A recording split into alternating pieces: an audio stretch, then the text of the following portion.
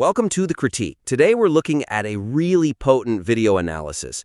It tackles a public figure using spiritual terms to, well, push political slander. And it cleverly uses the idea of the unruly tongue from Scripture to demand real accountability. And that hits hard right away. What struck me immediately is just how high the stakes feel from the outset. You're drawing this really stark line between the warning in James 3, the tongue as this small fire starting a huge blaze, and the catastrophic impact of rhetoric from figures like Stalin, Hitler, Pol Pot. Wow. It really frames the whole thing as necessary, doesn't it? Sets a very serious tone, which is, I think, the right launch pad for challenging misinformation. Definitely.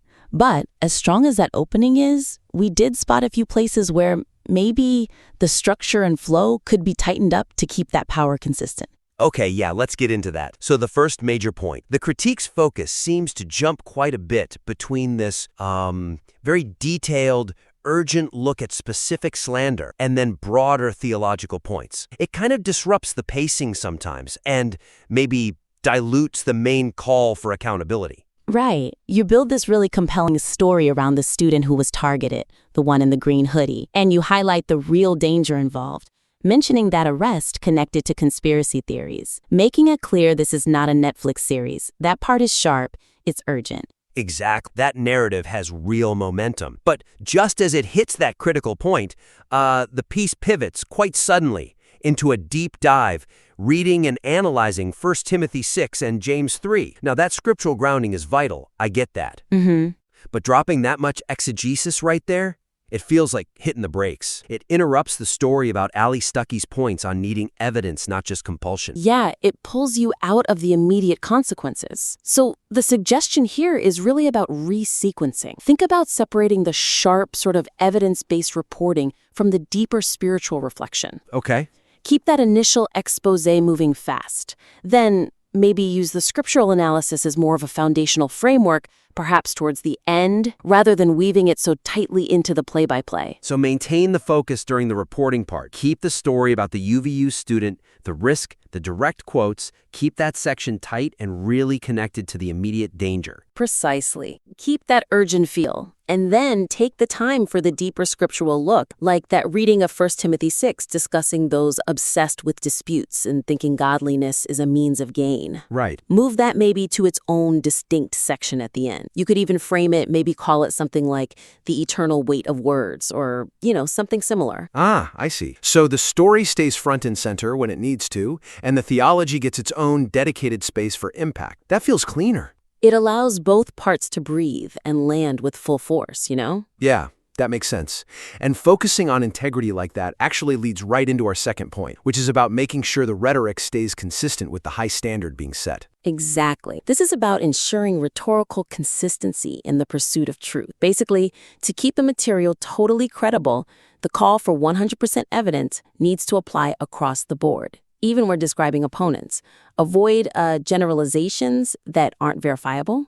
And the core argument is so strong on this. You really hammer home that slander is damaging because these are people's real lives and that anyone making claims has to be 100% sure they're backed by hard evidence. That's the gold standard. It absolutely is. That's the high ground. But then in a few spots, when describing the opposition, the language gets a bit broad, maybe a little speculative, like suggesting opponents are more likely to have picked up a copy of Mind Calm than they have the Holy Scripture. I see the intent there, trying to inject some passion, maybe some political context.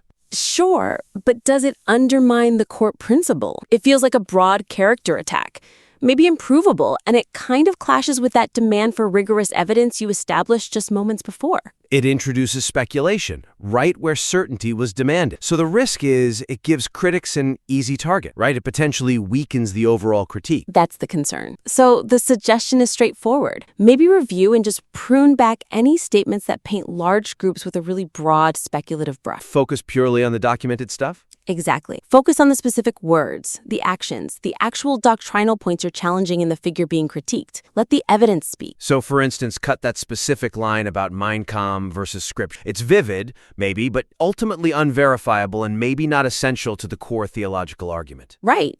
and instead lean into the powerful theological language you already have. You use terms from 1 Timothy later, like evil suspicions or useless wranglings of men of corrupt minds. Ah, okay. Those descriptions are rooted in the text you're using as your framework. They describe observed behavior or attitudes within that theological context. It's not speculation about reading habits. It's a diagnosis based on the scriptural standard you set. So it keeps the critique grounded in evidence, biblical evidence, which fits the whole piece. It shifts from a potentially ad hominem feel back to an authoritative, spiritually grounded assessment. Precisely. It aligns perfectly with the speaker's overall stance and strengthens the argument's integrity. Okay, that's a really helpful distinction. All right, let's move to the final point. This one's about practical application for the audience. Yeah.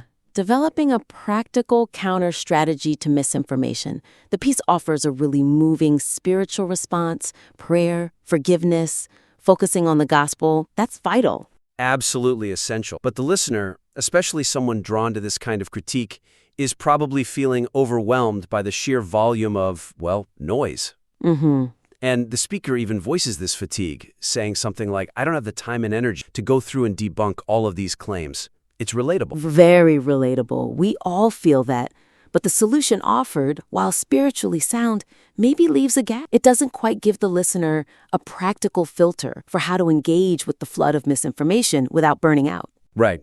It addresses the spiritual posture, but not necessarily the practical tactic. So what's missing is maybe some concrete guidance, some rules of engagement, if you will. Exactly. Something to help people decide where to invest their limited time and energy, aligning with that goal of avoiding endless drama and debunking cycles. Okay, so what could that look like? Maybe suggest prioritizing? Like, focus your counter-critique energy specifically when slander targets a real person, a named individual. Yeah, like the UVU student example. Or when a claim genuinely puts a target on someone's back, creating real-world danger.